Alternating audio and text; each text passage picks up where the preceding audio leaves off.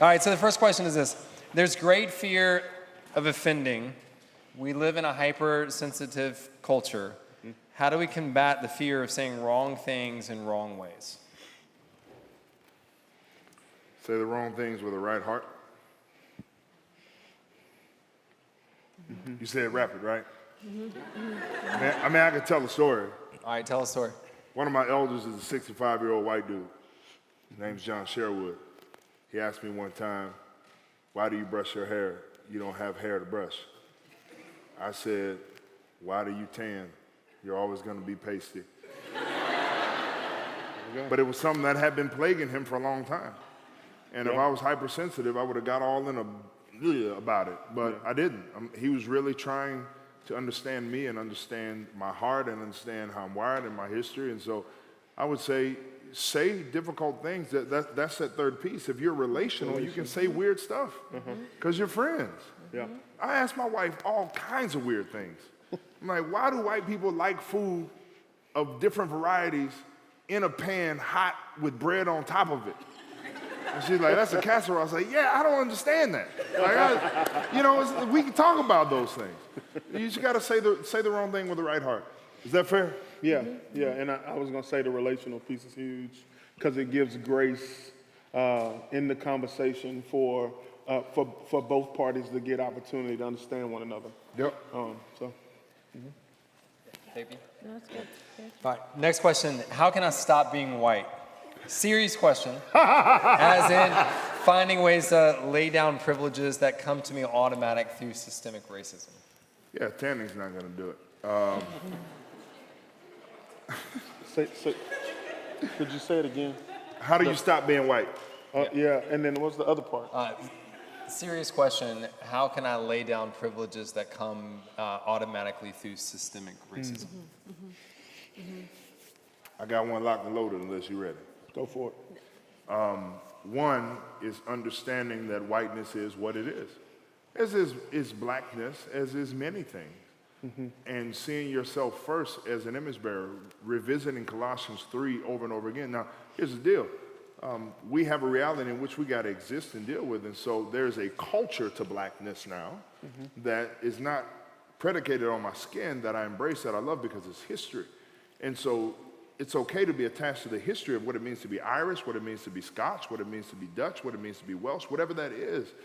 But where those things become unhelpful and unredemptive and destructive and play into the stereotypes and the diminutive ways that other peoples are seen in this arc of history, then you cast those things off. And as far as privileges, as I tell our staff all the time, don't lay them down, leverage them. Yes. And there's a difference. It's not a matter of laying down the privilege so much as leveraging the privilege to create pathways for other people. And honestly, I mean, I know you would say this, I know you would say this, and we don't have no time for this. But even under the banner of the supremacy, the white supremacy that kind of governs this nation, there are those of us who are black and privileged. Yeah. I have 3 advanced degrees. Yeah. And so if I'm not using that to leverage it to create pathways for other young black men who otherwise wouldn't have my opportunities, or other young black women, then I'm doing the same thing. It may be on a microcosm. It may not be as nationalistic in scale, but it is the same outwork and it is the same outcome. Is that fair to say? Yeah, I would just add that privilege in of itself is not inherently bad. Nope. Like, we aren't like, oh, I hate you have privilege. No. Like, it just is what it is. Yep. It is what it is. Leverage it. Model what Christ did. I mean, he leveraged his deity, his humanity in Jesus for us. So look to help other people with it. Did not count equality with God as something to be grasped. And don't feel guilty. Like, white guilt's not going to help anybody. No, you just have man, to really leverage. That does not move the needle. Both of you said leverage. Yes. Make that practical. What do you mean by white people leverage privilege, leverage opportunity? Tell us, like, very practically what you're saying.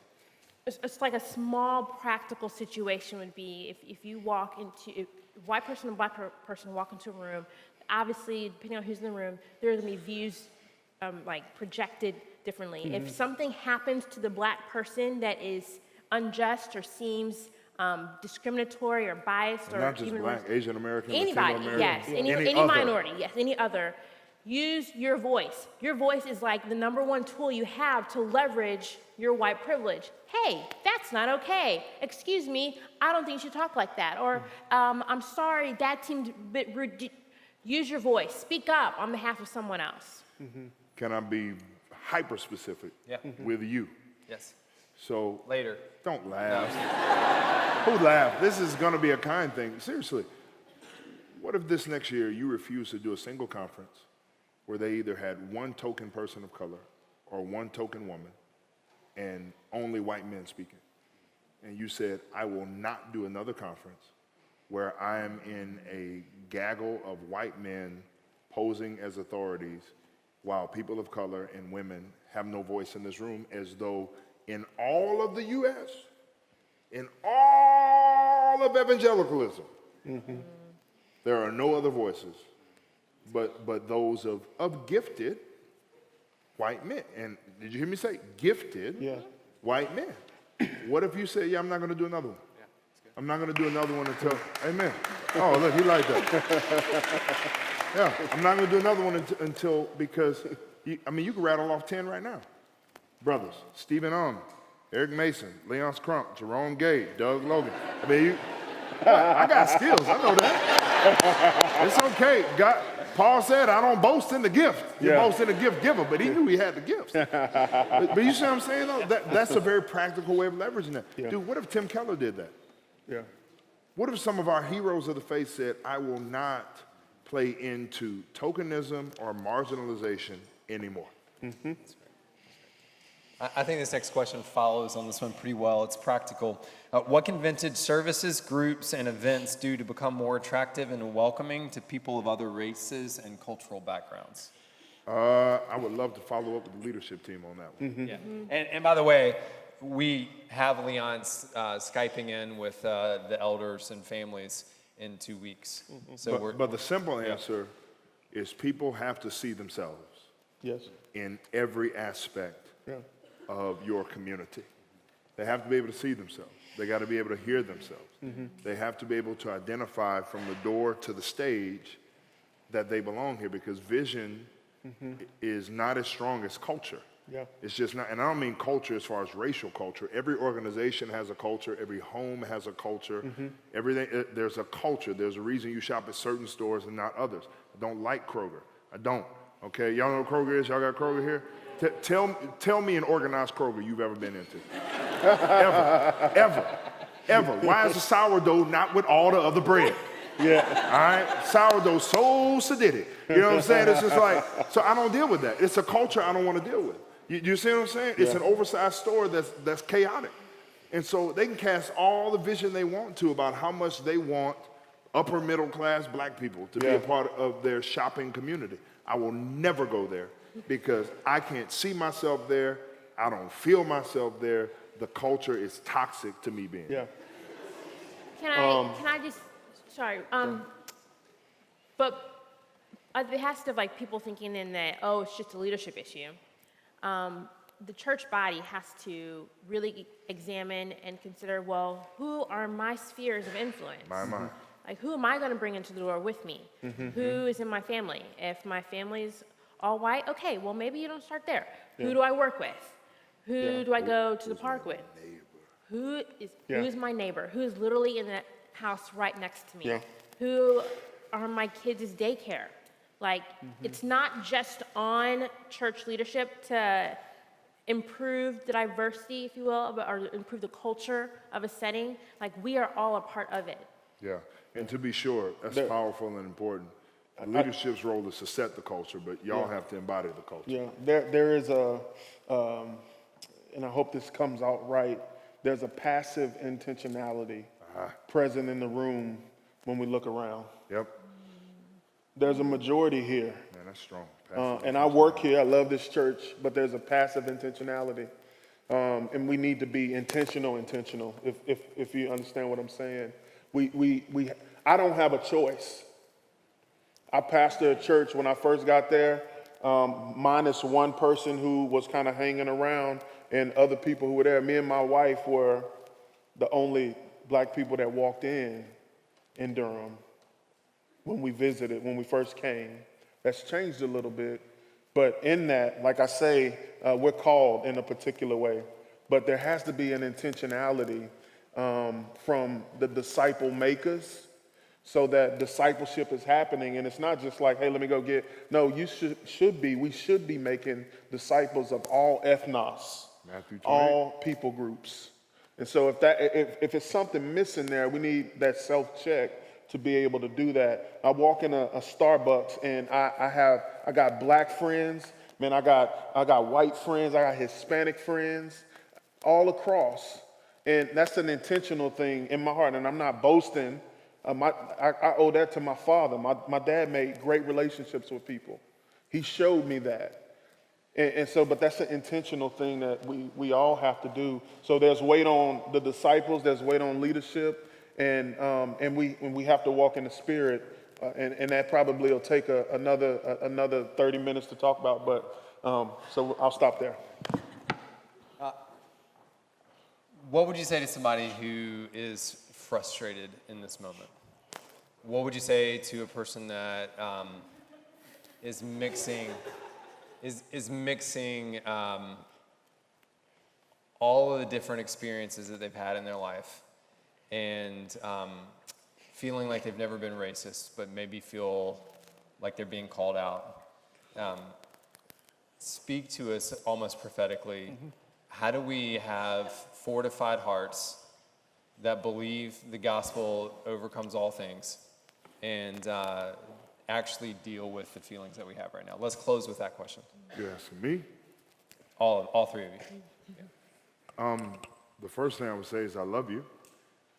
If I didn't love you, I wouldn't talk to you like my own family. And it's the same way I talk to my family at home. So that's part one. Part two, I would say submit all things to Christ, and give them to Him for His safekeeping. And then part three, and this is much more pragmatic, you're probably not racist. It takes a lot to be racist. That's a part two. You want to bring me back out? You know, it's gonna be a little extra, but you're probably not racist. It takes a lot to be, and that's one thing neither one of us covered, but I think you will agree. Racism says, I am better than you sheerly because of my ethnic makeup, okay? It takes a lot to be racist. And there are very few people that I know that are racist, to be honest with you. But there are a lot of people that are prejudiced. Yeah. And those prejudices come out in much more demonstrative and much more easily experienced ways. So that lady who was scared of me in the elevator, she probably got a black friend somewhere. Yeah. I know that because I've experienced that in my own family, and I don't want to put my mother-in-law on blast, but she was so happy that I married her daughter. She loves me. She literally loves me and has said some of the most ignorant I've ever heard come out of a human being's mouth. We watched the Olympics one time, and the black speed skater won. This was in 2000, whenever the Winter Olympics was, because, you know, black folks don't watch that. And I was at their house watching it, and a black dude won the speed skating. And I was like, oh, snap, black dude won the speed skating. I didn't even know we did that. We out here. You know, I got real excited. And she's like, well, you know, black people have extra muscles in their legs. And I wish I was lying. Lord. And he's probably a sprinter, so he's just sprinting on skates. I mean, this is real life. Wow. Now, this is a woman who welcomed me into her home, who keeps my children regularly, who loves them. But because, and please hear my heart on this, let me go back to Nelson Mandela being afraid to be flown by a black pilot. This is the insidious nature of structural racism. It begins to make you interpret the world through such altered lenses that you yourself may not be personally racist, but participate in racist things that find and give life to some of your more quiet prejudices. And so if you're sitting there in frustration right now, you know, in earnest, like, don't try me. You don't want that in your life. But I would say, I love you. Take it to Jesus. and ask yourself why you're frustrated. Nothing I said up here was untrue. It's verified and backed by literally hundreds of years of history. You can do the research yourself. Nothing I said up here was unbiblical. I don't know how many verses I quoted. I don't know how many verses my sister quoted. This is straight out of the Word of God. And so whatever would be frustrating, Pastor, is rubbing up against your own unredeemed aspects of ideology and thought and perspective and worldview that still need to be crucified with Christ so that you can walk in the fullness of what it means to be a new creation. And then you become one heck of a weapon in the hand of the living God against some of these things that are diminishing and disenfranchising and destroying your brothers and sisters of color. When we present or discuss or lead discussions about race in the gospel, like I personally come with an excited and humble heart, because this is an opportunity that we can dig into Scripture with Christ center and front and foremost of the whole discussion. Like, I come with Christ first. Amen. If there's frustration, like he said, love you. Like, I love you with the gospel of Jesus Christ. Be uncomfortable. Let the frustration, recognize it, identify it, and identify it maybe as it's something that's counter to the gospel. Maybe you're holding on to Americanism instead of Christianity. Oh. Maybe you're holding on to whiteness instead of Christianity. Talk about it. Or any perspective that is just not Jesus first. It is okay to sit uncomfortably, to feel uncomfortable, because at the cross there's grace and there's healing and there's forgiveness and there's redemption in Christ. My. Yeah, they've covered it. The only thing I'd say is don't be afraid to have grace for yourself. I think oftentimes, and I've sat with some of my white brothers who were overly guilty about things, and I want to be a grace giver, but I also want to help them to recognize that they can have grace for themselves. And so, I think that in that you can have conversations to be able to identify where you need to apply that grace. And so that's where I'll stop there. Thank you. Amen.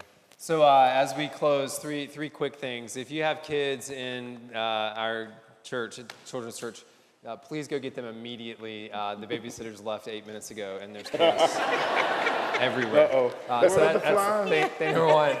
Thing number two, if you'll throw your trash away, that'll help us a lot. And then thing number three, this is important, take one step. If you want to talk to somebody, if you're really excited or really frustrated, all of our elders are here. They'll be up front. Leonce will be up front. All of our staff is here. Your community group leader is probably here. Grab somebody and start talking. And if you're not in that place where you want to come up front and talk, grab somebody and say, hey, this is the one next step that I'm going to take. So proud of y'all. I really am praying that the Lord would continue to press in on us in this area, and that we would see a lot of advancing of the gospel as we love all people. So thanks for coming tonight. Y'all have a good night, and we'll see you Sunday.